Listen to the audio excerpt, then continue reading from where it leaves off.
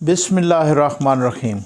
जनाब, स्टोरी एक ही शेयर करनी है और स्टोरी इतनी धमाकेदार है। आज राना शमीम साहब ने वो एफिडेविट अपना मान लिया। इस पे तो तफसील से बात करनी है और इस पे मुकम्मल तजिया करना है। ये तो एक तो पंडोरा लीक्स आए थे ना, अब ये एक और पंडोरा बॉक्स खुलने लगा है। बहुत इम्पॉर्टेंट डेवलपमेंट है। इससे पहले मैं एक अप्रिशिएट करना चाहूँगा, सराहना चाहूँगा। आज उलमा का वफ़द गया जनाब अपना श्रीलंका के सफ़ारत ख़ाने में, उनके सफ़ीर से मिले, फिर प्रेस कॉन्फ्रेंस हुई जिसमें मैं देखें, आप किसी भी शख्स से आप उसके पॉलिटिकल नज़रियात से उसकी किसी भी बात से इख्तलाफ कर सकते हैं। इख्तलाफ या इत्तफ़ाक़ का हक़ होना चाहिए और ये बुनियादी अखलाकी, आइनी, कानूनी हर किस्म का हक़ है।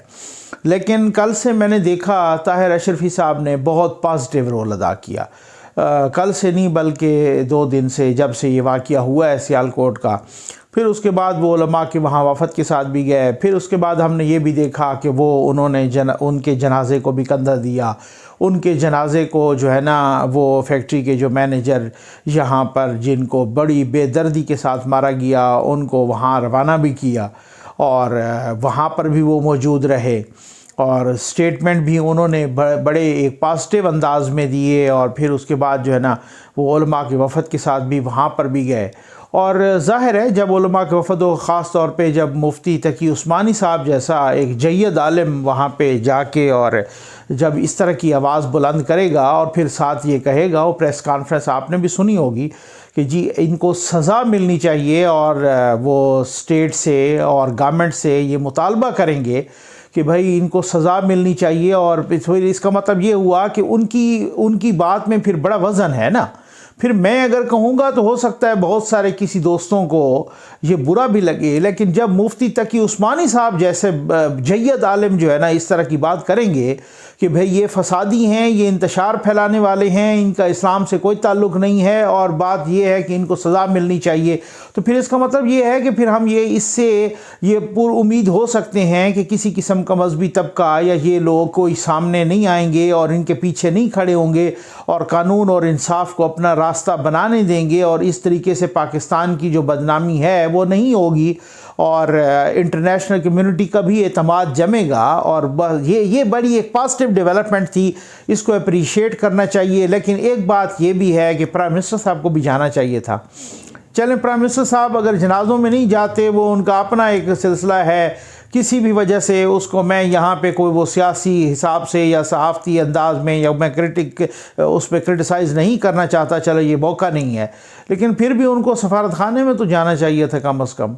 उनके वज़ीर आज़म साहब से तो रब्ता हुआ है, लेकिन एक सफ़ारत ख़ाने में प्राइम मिनिस्टर साहब का जाना जो बड़ा ज़रूरी था, आई थिंक। खैर, आगे चलते हैं। आ जाएँ जनाब, इस्लामाबाद हाई कोर्ट में आज बहुत इम्पॉर्टेंट डेवलपमेंट हुई है और वो डेवलपमेंट है जनाब कि राना शमीम साहब ने अपना वो जो एफिडेविट है वो मान लिया। जब वो पहले आए, अभी तक उनके वकील लतीफ़ आफरीदी साहब, जो कि बहुत ही मंझे हुए वकील हैं और बहुत बड़ा उनका वकला ख़ुद अदालत भी उनकी तारीफ़ कर रही थी कि जनाब उनकी बड़ी खिदमात हैं और यहाँ पर कानून और इंसाफ की बालादस्ती और अदलिया की आज़ादी और बहाली, और इसमें बड़ी उनकी, ज़ाहिर है लतीफ़ आफरीदी साहब को कौन नहीं जानता, वो वकील हैं राना शमीम साहब के। और उन्होंने कहा कि जनाब वो जो है ना अभी आ रहे हैं मेरे वकील साहब। तो जस्टिस अतर मिनल्ला साहब ने पूछा राना शमीम साहब से कि जी आप ये बताएं कि आपका एफिडेविट किधर है और आपने जमा नहीं करवाया। अटॉर्नी जनरल साहब ने भी कहा कि आपने जमा नहीं करवाया अभी तक। तो उन्होंने कहा जनाब कि वो बस आने वाले हैं और मैंने तो अपना जवाब दे दिया था पिछली ही पेशी पर, तो वो आने वाले हैं मेरे वकील साहब अपने लतीफ़ आफरीदी साहब, और वो सब कुछ वो बता देंगे और जमा करवाएंगे। और फिर जब लतीफ़ आफरीदी साहब आए और जनाब राना साहब भी, उन दोनों ने कहा कि जी जो कुछ अंसार अब्बासी साहब ने लिखा है, जो कुछ पब्लिश हुआ है, हम उस पर लफ्ज़ बलफ्ज़ कायम हैं। अब अंसार अब्बासी साहब भी अपनी स्टोरी पर कायम हैं और जनाब राना साहब भी, राना शमीम साहब भी कहते हैं कि उसके एक एक लफ्ज़ से मैं इत्तफ़ाक़ करता हूँ। अब उसके बाद लतीफ़ अफरीदी साहब ने भी कह दिया है कि वो खुद मेरे मुवक्किल जो है ना उसके एक एक लफ्ज़ से इतफ़ाक़ करते हैं। बाहर आके भी उन्होंने गुफ्तगू की।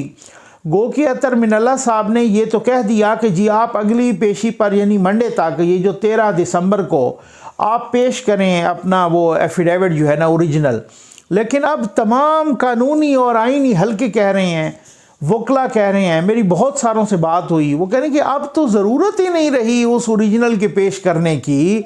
शायद क्यों कह दिया चीफ जस्टिस साहब ने, या शायद इस वजह से कह दिया कि अभी तक उन्होंने अपना जवाब जमा नहीं करवाया था, और जवाब उन्होंने चूंकि ओपन कोर्ट में जमा करवाया तो उस वक्त तो जजेस वो जवाब पढ़ ही नहीं सकते, वो तो बाद में पढ़, तो इस वजह से शायद कह दिया होगा। आखिर तक भी उनके यही रिमार्क्स थे, तो इस वजह से। लेकिन अब तो कोई ज़रूरत नहीं है, अब तो वकला और ख़ुद लतीफ़ अफरीदी साहब जैसे वकील कह रहे थे बाहर कि जी अब क्या। अच्छा वैसे भी आप देखें ना, इस पे मैं आता हूँ, उस पर मैं बड़ा खुल के तबसरा करता हूँ।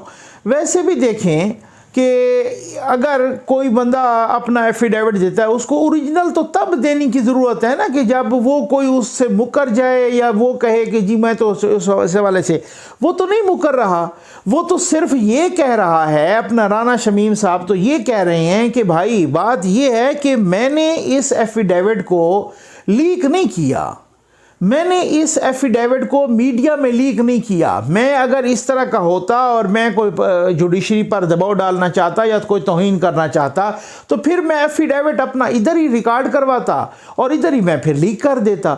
मैंने तो एफिडेविट बाहर जाके इस वजह से रिकॉर्ड करवाया ताकि वो महफूज रहे वहाँ पर, और इस तरीके से मैंने तो लीक नहीं करवाया वो एफिडेविट। तो जब मुझे नहीं पता मीडिया को किसने लीक किया, ठीक है ना। अब मैंने अगर लीक किया होता, या कहीं से कोई सबूत मिलता है कि वो एफिडेविट मैंने लीक किया है, या वो अंसार अब्बासी साहब कह देते हैं कि ये एफिडेविट तो मुझे राना शमीम साहब ने दिया है, तो फिर तो कोई बनता है ना, फिर तो कोई तौहीन अदालत बनती है। कहते हैं जी मेरे पे किस तरह से तौहीन अदालत बनती है, मैंने तो एफिडेविट लीक ही नहीं किया। अब एफिडेविट देना तो कोई तौहीन अदालत नहीं है ना, ठीक, लेकिन उसमें बड़े मसाइल हैं जनाब, उसमें बड़ी बातें हैं। अब ये पंडोरा बॉक्स खुलेगा, ये तो अब ऐसे रुकेगा तो नहीं सिलसिला, क्योंकि अब उसके बाद अब वो क्लियर कट कह चुके हैं राना शमीम साहब कि मैं साकिब निसार साहब को अदालत में साकिब निसार साहब का सामना करने के लिए तैयार हूँ। उन्होंने बाकायदा डेट बताई उसमें, और अपने रिटन स्टेटमेंट में भी बताई कि जनाब ये कब का वाक़या है, और वो शाम थी, और वो जो फलां चमन था, और वो मेरे साथ बैठे थे चाय पर, और मैं और मेरी मरहूमा जो है ना मिसेस भी थी, और इनकी मिसेस भी थी, और साकिब निसार साहब भी थे। इस तरह से उन्होंने कहा, एक एक लफ्ज़ पे उन्होंने स्टैंड किया। उन्होंने कहा उसके एक एक लफ्ज़ पे मैं बिल्कुल कायम हूँ, जो कुछ इस स्टोरी में है सब कुछ सच है, ठीक। पिछली पेशी पर चूंकि जब उन्होंने कहा, मैंने पिछली पेशी पर भी ये मैंने अपनी वीडियो में यही कहा, मैंने कहा मालशिया पालशिया कौम यूथ जंप न मारें। उन्होंने तब भी यही कहा था, तब भी यही कहा कि जनाब के भाई जो है ना, अब कितने, अब मैं आपको बताता हूँ ना, मेरे लिए तमाम रिपोर्टर्स बहुत जो है ना, जो कोर्ट रिपोर्टर्स हैं मुअज़्ज़ज़ हैं, मोहतरम हैं, मेरे बहुत अच्छे दोस्त हैं, बहुत अच्छे ताल्लुकात हैं, अच्छे सहाफ़ी हैं, और जितने यूट्यूब पे भी हैं, वो मैं इस वजह से नहीं कह रहा, लेकिन मैं कई दफ़ा आप यकीन कीजिए कि मैं ख़ुद भी कुछ मौक़ों पर कोर्ट में मौजूद था कि जहाँ पर इस्लामाबाद हाई कोर्ट के जस्टिस साहबान ने, जजेस साहबान ने कहा कि जी कल की कुछ इस तरह की जो रिपोर्टिंग हुई वो गालिबन या तो आउट ऑफ कॉन्टेक्स्ट हुई, या समझ नहीं आई, या इस तरीके से जो कुछ वो हो जाता है तो बाद औक़ात ऐसे हो जाता है। पिछली पेशी पर भी राना शमीम साहब ने यही कहा। अब इधर जनाब वो आपको पता है ना, ढोल पीटने में तो इनका सानी कोई नहीं है कौम यूथ का। इन्होंने ये ढोल पीटना शुरू कर दिया कि जनाब वो तो जो है ना, मतलब वो को बिल्कुल मुकर गए, और बिल्कुल तो इस तरीके से उन्होंने कहा जी मुझे तो पता ही कोई नहीं है। उन्होंने इस वजह से कहा, और उनका भी यही सूरत हाल थी कि मुझे तो कोई पता नहीं है कि भाई मैंने तो कंटेंट पढ़ा कोई नहीं है। उन्होंने कहा जी मेरा जो एफिडेविट है वो तो सील्ड था। अब मुझे नहीं पता, मैंने तो वो कंटेंट पढ़ा ही कोई नहीं है, तो जिसने पढ़ा ही शायद अंसार अब्बासी साहब को भी ये गालिबन मिसअंडरस्टैंडिंग हुई उस वक़्त कि भाई यार ये तो कहीं स्टोरी से बैकआउट कर रहे हैं, कहीं मुकर रहे हैं। फ़र्ज़ करो आज अंसार अब्बासी साहब का भी ट्वीट आया और उन्होंने कहा कि शुक्र है अल्हम्दुलिल्लाह कि वही मेरी जो स्टोरी है उसको लफ्ज़ बलफ्ज़ जो है ना उन्होंने एंडोर्स किया है राना शमीम साहब ने, जो चीफ जज थे गिलगित बल्तिस्तान के, और उन्होंने कहा कि मैं तो साकिब निसार साहब को बिल्कुल कोर्ट में उनका सामना करने के लिए तैयार हूं। अब उसके बाद खुल गया है जनाब पंडोरा बॉक्स। जब एक बंदा खुद कह रहा है कि ये मैंने कहा है तो फिर तो ओरिजिनल की कोई बात नहीं रह जाती ना। अब तो ओरिजिनल की तो तब है कि मैं मुकरूं या कोई आप इस तरह से करें तो वो बात। कहते हैं मैं कोर्ट में हाजिर होने के लिए तैयार हूं, मैं साकिब निसार की सारा कुछ सामना करने के लिए तैयार। तो अब जनाब अब बात तो बहुत दूर तक जाएगी ना। उसकी वजह ये है कि इस्लामाबाद हाई कोर्ट के एक जस्टिस साहब का भी नाम है, जस्टिस आमिर फारूक साहब का भी उस एफिडेविट में कि जनाब अपना साकिब निसार साहब ने उनको फ़ोन किया मुबैना तौर पे, और इस तरीके से उनके एफिडेविट में लिखा हुआ है और वो कहा है कि नवाज़ शरीफ और उनकी बेटी को किसी कीमत पर ज़मानत नहीं मिलनी चाहिए। वो आपने सब पता है आपको, ठीक है ना।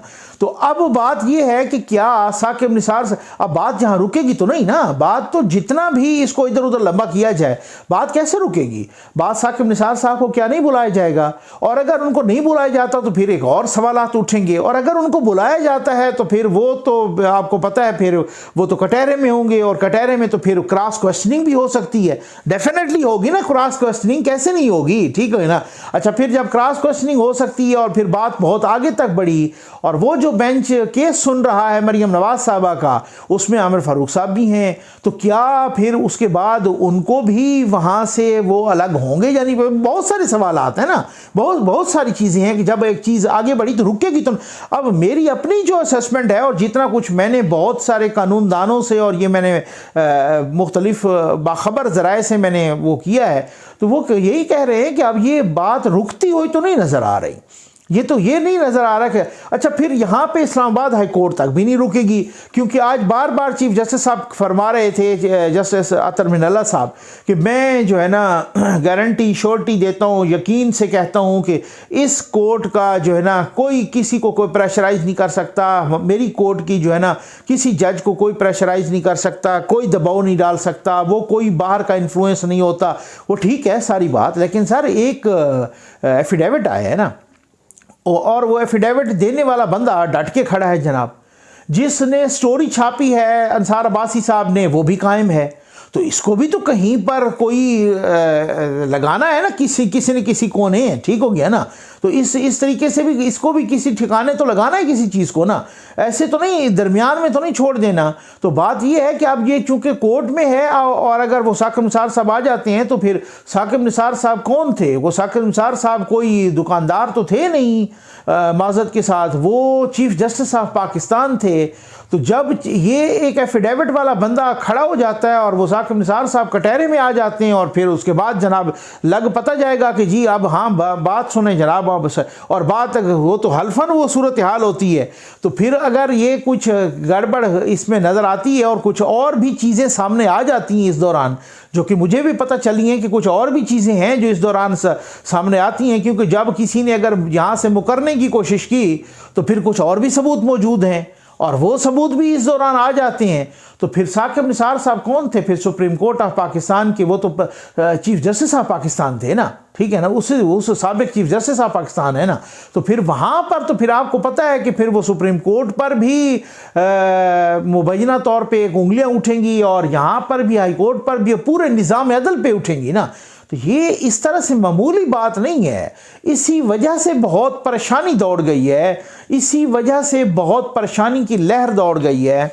ये मैं आपको बहुत ही जिम्मेदारी के साथ कह रहा हूँ। जब मैं कहूँ ना जिम्मेदारी के साथ कह रहा हूँ, तो फिर मैं किसी से बात करके आपको मैं बात बता रहा होता हूँ, ऐसे शुरली नहीं छोड़ रहा होता, ठीक हो गया ना। और ना ही मेरी आदत है, मैं आपको जिम्मेदारी के साथ कह रहा हूँ कि ये सिर्फ पूरे निज़ाम अदल में, पूरे जजेस में एक तशवीश की लहर है। इस वक्त बहुत परेशानी है, सियासी हलकों में तो है ही है और पीटीआई के हलकों में भी है, क्योंकि खुरा बहुत दूर तक जाता है ना, ठीक हो गया ना। और मैं इंतहाई जिम्मेदारी के साथ कह रहा हूं कि आज के इस राना शमीम साहब के बयान पे डट के खड़े होने से और कायम रहने से गैर सियासी लोगों में भी बहुत बड़ी तशवीश है। ये मैं मालूमात की बुनियाद पे कह रहा हूँ, ठीक हो गया ना, बहुत बड़ी तशवीश है।